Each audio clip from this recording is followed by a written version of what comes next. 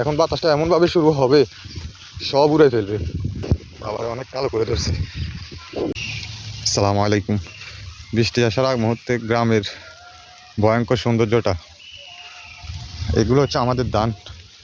Already ফেঁকে একবারে হয়ে যেতেছে, জোরে যাইতেছি, কিন্তু কাটার কোনো ব্যবস্থা পাইতেছি না। এত প্রচুর কালো চারদিকে, কি বলবো। আর গুড়ি গুড়ি বৃষ্টি হইতেছে, বৃষ্টি পড়তেছে ইতিমধ্যে।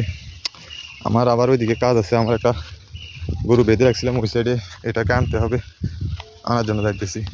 তবে এই ধানগুলোর জন্য মায়া হয়, এগুলো কেটে নিয়ে যেতে পারতেছি না, শুধুমাত্র আজকে কয়েকটা দিন একটানা বৃষ্টির কারণে। এগুলো যদি এখন কাটি তাহলে পরে এই বৃষ্টির পানির মধ্যে পড়ে থেকে পৌঁছে যাবে। তো সেটা ভেবে আর কি কাটতেছি না। এদিকে আবার কয়েকজনের আছে, অনেকের ধান হয়তো কাঁচা, এখনও কাঁচা রয়েছে, তারা তাই কাটতেছে না।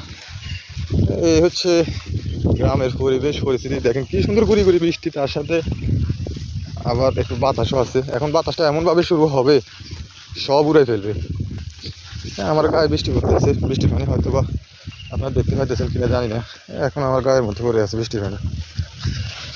যাই, দ্রুত গিয়ে সেই গরুটাকে নিয়ে আসতে হবে, এটাকে বেঁধে রাখছে ওইদিকে। বৃষ্টি আসবে তো হঠাৎ, এটাও বুঝি নাই। আবার অনেক কালো করে ধরছে, চারদিকে প্রচণ্ড কালো রীতিমতো। এখন আবার বজ্রপাতও বেশি হইতেছে, এটাও আবার আমাদের জমি, এটা ধান হয়ে গেছে, কিন্তু কোনো ধানে কাটা শুরু করতেছি না।